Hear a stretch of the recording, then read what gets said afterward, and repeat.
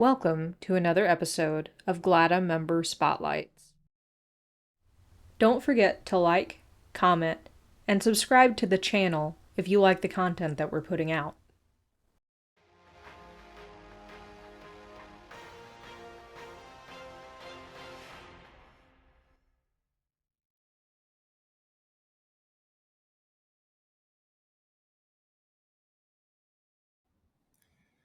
I initially thought that I was going to be in the physical therapy profession. And as I was going through my schooling, my undergraduate work, everything else, I was working in a local clinic in the Milwaukee area.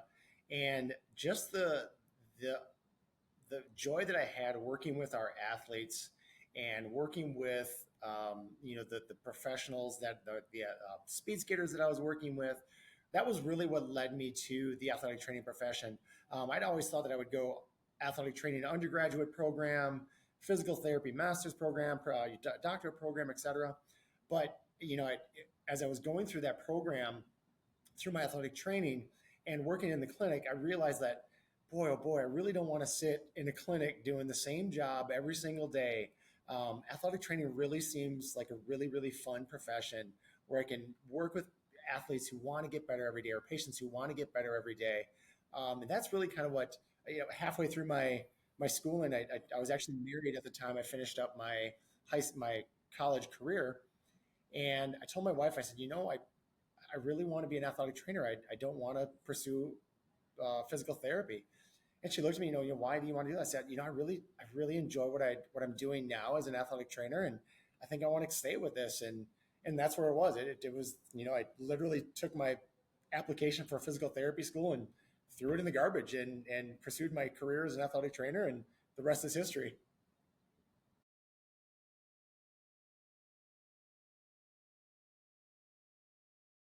I've been in the secondary school setting since I graduated, minus 1 year where I was in the collegiate setting exclusively. Um, I've been in the secondary school setting since I graduated college. Um, and I hear students or I hear young professionals, come into the secondary school setting and say, well, I want to use the secondary school as a stepping stone to get to something better. I'm like, well, wait a second. The secondary school setting is better. It is a great landing zone. It is a great landing spot for professionals. And I'm example of that. I've been here 25, 28 years, whatever it is, in the athletic training secondary school setting. It's a great spot to be in. You can use this as a career and you can use this as a place to land and not use it as just a stepping stone to something better, quote unquote.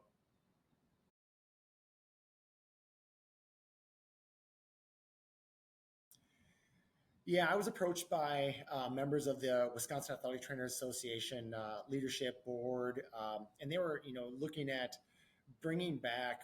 Many years ago, we had some representation for the secondary school setting, but we had not had representation for quite some time.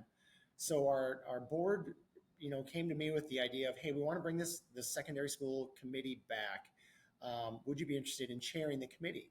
Of course, I was honored first and foremost by recognizing that I'd have that leadership quality to do that, but also the fact that they recognize the secondary school setting as a really viable place for our athletic trainers to build a career.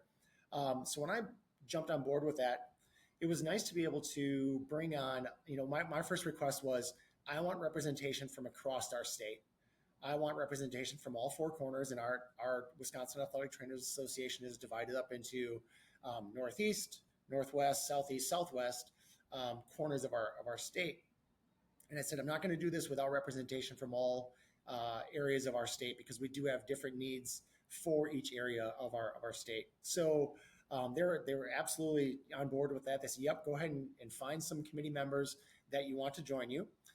We also have representation from our Wisconsin, our WIAA, Wisconsin Interscholastic program. We have a liaison that works with the WATA, who works with the WIAA as a liaison for our sports medicine programs. So we have an athletic trainer who's on that board of directors for the WIAA when it comes to putting together rules and regulations, especially as they relate to health related programs.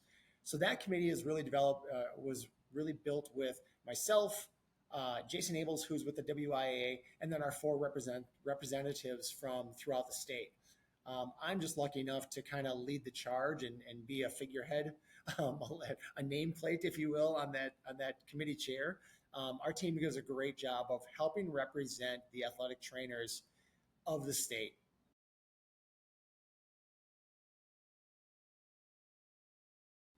Our first and foremost, our goal was let's bring all of our athletic trainers together, and have a voice, have a local or a common voice through our committee.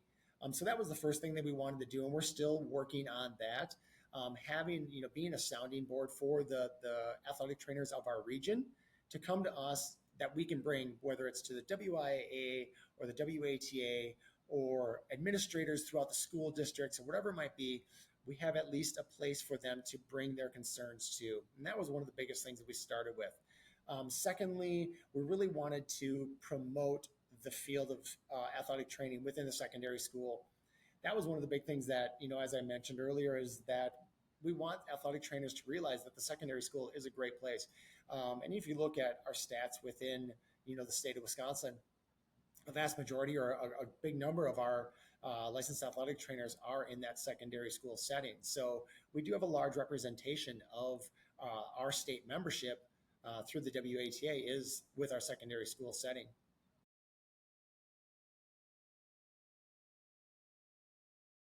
One of the exciting projects that our program is working on is putting together a survey for our state athletic trainers. We're putting together that survey to allow them to voice their concerns, voice their needs to our committee that we can bring back to the members of our community, whether it's our administrators, the WIAA as our executive athletics division.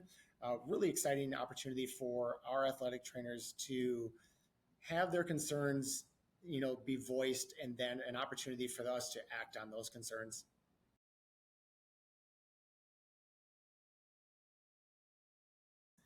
Our Athletes with Diabetes program is one of the programs that we developed here at Bellin Health.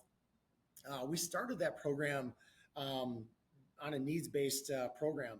Um, as athletic trainers, we all know that we have, a background in diabetic management, diabetic sports management, emergency management.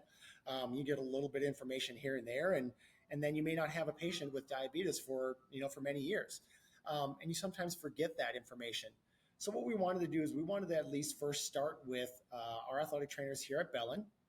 We wanted to bring back some tools and some ideas for them, and give them some tools to help treat the emergency management of the diabetic athlete. So the glucometers and the juices and the fruit snacks and all those things we brought to our staff and really gave them a list of how we can manage that, and talked about the 15-15 rule and some of those different things that are out there. Well, then as we brought it to our team said, hey, I've got an athlete with diabetes, and their concerns are a little bit different than, the concerns you brought up at our meeting. And then another athletic trainer would come up and say, hey, my concerns are different than my athlete's got something different as well. So as we dove into it more and more, we started to research it a little bit more and more with our athletic training team and one of our physical therapists that is here on staff as well. We realized there are not a lot of resources specifically for the management of the athlete with diabetes. There's general management, and general management techniques is, hey, it's good for you, good for a type 1 diabetic to exercise. Well, that's great until exercise is, high intensity, high volume. And now that athletes' diabetic glucose numbers drop to, a critical state. Or maybe it's something, again, as I said, all of our athletes were different. So we started to realize that, boy, we needed to build a program that would help our athletes individualize their care and their care program. So we really develop an individualized exercise program, an individualized diabetic management program. And what we do with that is we use the care, it's a collaborative care group, their primary care provider. The parents obviously are involved in that program. The athlete obviously themselves. Perhaps coaches will bring them involved. We'll get them involved in that the care of that athlete. the diabetic manager, whether that's their endocrinologist or maybe it's a diabetic educator, whoever it might be, and then we look at what is their individual needs as far as their consumption in nutrition. What does their nutritional intake look like? How many carbohydrates are they taking? What do their proteins look like? What do their fats look like prior to exercise? 3 hours prior to exercise, 1 hour prior to exercise, 30 minutes prior to exercise, right before the game, right before practice, because that affects them differently than games do. So we've really individualized that program for our student athlete. And then we work with the athletic trainer, obviously, at that school as well, specifically in our secondary school setting. We really work with the athletic trainer as to, okay, this particular patient's needs are they need to consume X number of carbohydrates 30 minutes prior to. At halftime, they need to, make sure they check their blood glucose levels because we know it's a high intensity activity. Maybe it's a boy, we know that they're crashing every time they have a high intensity practice, or it's a long practice, it's a cardiovascular intense practice. So those are things that we really look at with our diabetes program, and we really individualize that program for that particular patient because we've noticed that our type 1 diabetics have such individualized needs. And that changes from year to year to year, sometimes even season to season with our particular patients that we have. So we're able to really work with that patient and work with their parents and work with their endocrinologist and work with that care team to individualize a program that helps level out and keep them a little bit safer throughout their entire time, whether it's general exercise, whether it's general fitness, or whether it's high level intense activity and competition.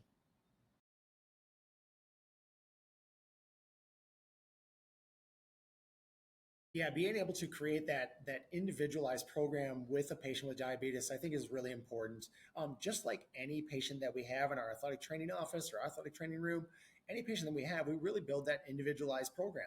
And I think it's no different with our athlete with diabetes.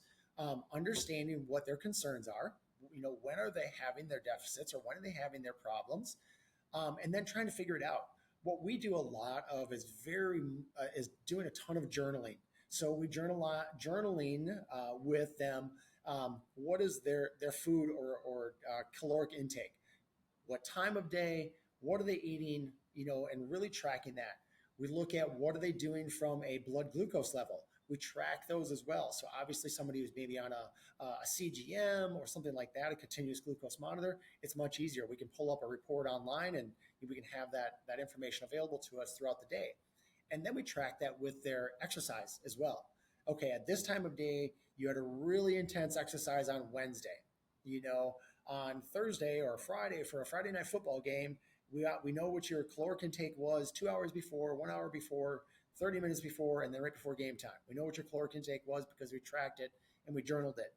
But then we also noticed that your blood glucose level spiked because you had this giant bit bout of anxiety, perhaps. That some athletes are anxiety ridden and their blood glucose levels spike with that.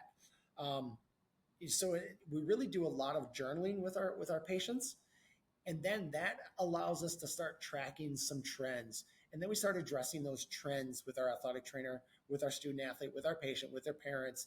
And we say, okay, if we try this might help us with this trend. We see, that you're crashing 2 hours after you get home from football practice. We notice you're crashing after you get home from, wrestling practice.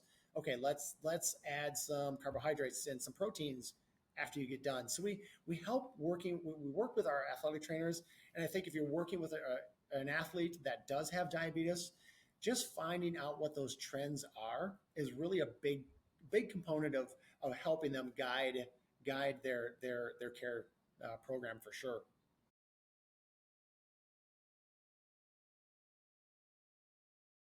Yeah, I think athletic training is a great place to have just a ton of mentors. This is a profession where we're lucky to have such a tight knit group. I would be remiss without saying that probably my first mentor was my program director down at Concordia University in Mequon, Russell DeLapp. He really showed me what hard work and dedication to the profession really means. And without him, I don't know if I would have put the time, the effort, the energy into some of the things. I've got a group of friends. We call ourselves the goats. It's not the greatest of all time. It's grumpy old athletic trainers. So a group of friends that many of them were early mentors to me in my career, and they all continue to be mentors to me, and vice versa. We pick on each other, but we know what mentorship looks like, and we can always rely on each other. And then I think another group is my colleagues, my current everyday colleagues that I go to work with. Man, I am blessed to have some fantastic coworkers in the facility that I work here at Bellin Health.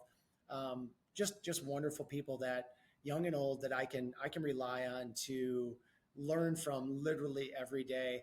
And then I think a group that many people forget about or sometimes overlook is our young professionals.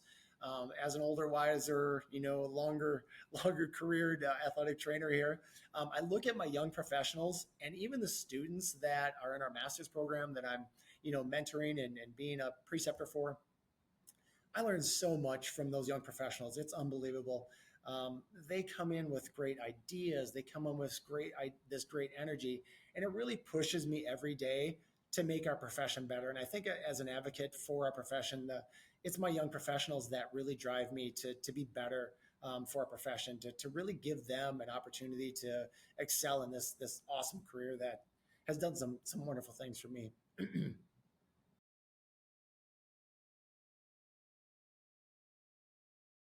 Goodness, highlights for me. I think they come in different packages on a different level, so many ways. I've been blessed to travel around the world with the U.S. speed skating team. That obviously a highlight. Right out of the gates, I was able to work with the U.S. speed skating team and see some amazing sights and meet some amazing people and work with some amazing athletes. Um, but I think that the standard phrase and the standard response to that question is the daily wins that we have as athletic trainers, to see the athlete get better, to see that athlete succeed on the field after you've had an injury with them. But really the biggest success for me is when those athletes come into the training room and just plop down on my table and vent, or plop down on my table and have fun. Right? It's a place for them to be themselves, and I think that's a huge success.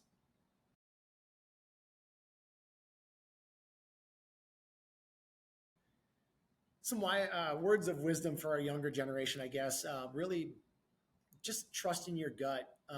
You've learned the act of athletic training. The master's programs do a great job of that. Trust your gut on the things that you're seeing. I joke with some of the new staff that I work with. If it doesn't pass the sniff test, it probably isn't going to pass the sniff test. Trust your gut in believing what you're seeing, what you're feeling, what you're evaluating, and then roll with it. Don't be afraid to say no to somebody, or don't be afraid to trust your gut and stand your ground.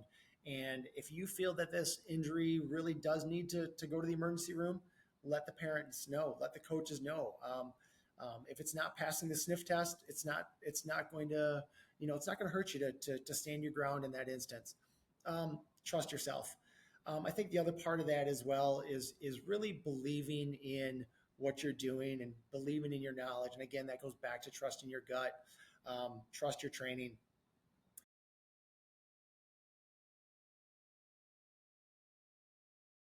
As far as being an advocate for our profession, I think our young professionals can really do some great things. They have new ideas, they have fresh ideas. You don't need to be a haggard old veteran, to be on the board of directors with your state organization. You don't need to be around the profession for 30 years to understand what might be broken and what you might have ideas to fix. So I really encourage our young professionals to get involved with your state programs. There's not a lot of time commitment to it.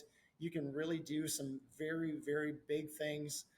Even with our secondary school uh, committee that we have, there's not a lot of hours committed to that program, but yet I think we're making some big headway by being able to collaborate with other professionals. We have some young professionals on our committee that just have some wonderful ideas, and I look to them regularly for ideas and for comments and for for opportunities for us to improve. So for our young professionals out there, get involved with something that you see needs fixing. Don't sit back and let that continue to be broken, if you will. Step up and make a change for sure.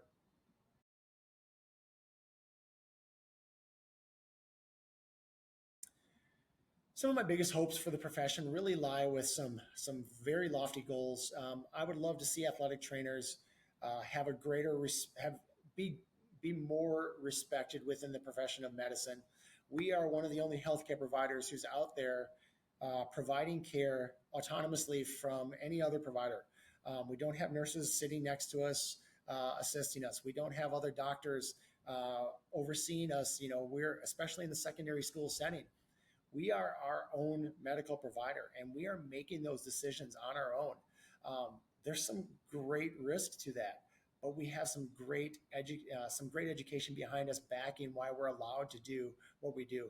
So I would love to see for our medical professionals that we partner with on a daily basis, our colleagues that we partner with on a daily basis, understand and have a greater understanding what athletic trainers do every single day, day in and day out. And then with that, I want our athletic trainers to be compensated accordingly. The compensation I think is we are woefully undercompensated for the work that we do.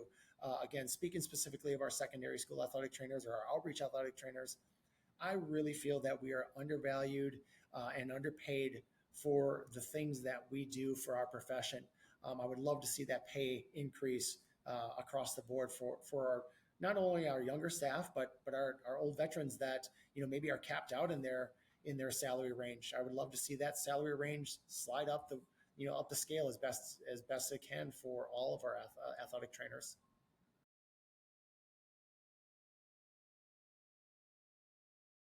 Whew, an everyday question that I have with my wife and my family as well. As I look at the twilight of my career, I hope here, I enjoy what I do, and as long as I enjoy what I do, and as long as I can relate to the student athletes, as long as I can relate to the coaches, as long as I still enjoy what I'm doing every single day, going out in the football fields, enjoying my Friday night games, even if it's rainy and cold and windy here in Wisconsin. Even if I'm still enjoying those games, I still want to do what I do. And I like that setting of the secondary school setting. I really don't have any aspirations to change what I do for the near future. Um, as I see some of the things that I enjoy doing, and if that change does occur, education and mentoring our young professionals is really where my heart lies currently. We're lucky enough to have a residency program here at Bellin Health. So we have young professionals coming in for our athletic training residency program that I'm involved in.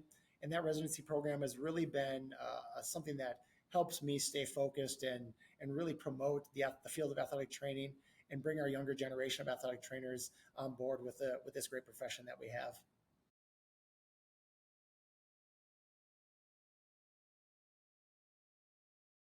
If you would like to recommend a colleague or yourself for GLADA member spotlight videos, you can go over to glada.org, look under the Advocacy Committee tab, and click on GLADA AT Spotlight to fill out the form. Until next time, stay great, GLADA.